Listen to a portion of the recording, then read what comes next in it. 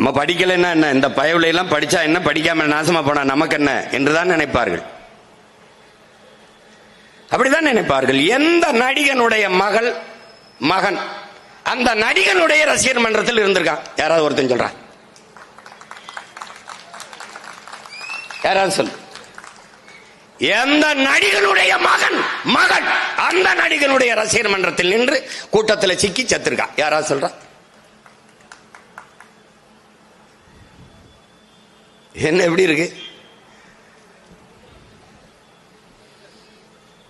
படிக்க வைத்து அறிவார்ந்த ஒரு நாகரிகம் பெற்ற பண்பாடு கொண்ட சமூகமாக மாற்ற வேண்டும் என்று நமது முன்னவர்கள் துடித்தார்கள். இன்னைக்கு எங்க போய் நிக்குது பேரு? காமராஜர் என்பவனுடைய ஆட்சி அல்ல, அவன் பிறந்து வளர்ந்த பெருமை மிக்க தமிழ் தேசிய இனத்தின் ஆழம் சார்ந்த ஆட்சியை நம் உயிர் தலை தாத்தன் நம்முடைய தாத்தா காமராஜர் அவர்கள் தந்தார்கள். தமிழனின் அறம் சார்ந்த ஆட்சியை அவர் செலுத்தினார், இந்த மண்ணிலே நிறுவி காட்டினார். இன்னைக்கு இருப்பது போல ஊழல், லஞ்சம் இல்லை, உண்மை நேர்மை, ஆடம்பரம் இல்லை, எளிமை, தூய்மை, பொது வாழ்க்கையில் தூய்மை.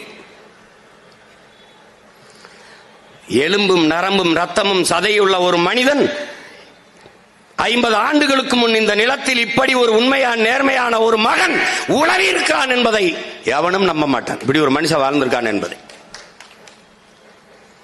அரசியலில் புனிதம் என்ற சொல்லுக்கு பொருளாக வாழ்ந்தவன் நமது தாத்தன் காமராஜர் அவர்கள். இன்றைக்கு அரசியல் செய்பவர்களுக்கெல்லாம் புரட்டி புரட்டி படிக்க வேண்டிய அகராதியாக வாழ்ந்தவன் பெருந்தலைவன் காமராஜர் அவர்கள். அவனுக்கு முன்னே மணிமகுடம் வைக்கப்பட்டது. அவன்தான் காளிக்கு தலையை வெட்டி வைத்த கபாலிகனாக காலத்தை முடித்தான் என்கிறார் கவிஞர் மு. மேத்தா அவர்கள். ஒருவருக்கும் பொல்லாது நினைக்காத நெஞ்சன், உரிமையுள்ள ஒவ்வொருவருக்கும் உதவுகிற பண்பாளன்,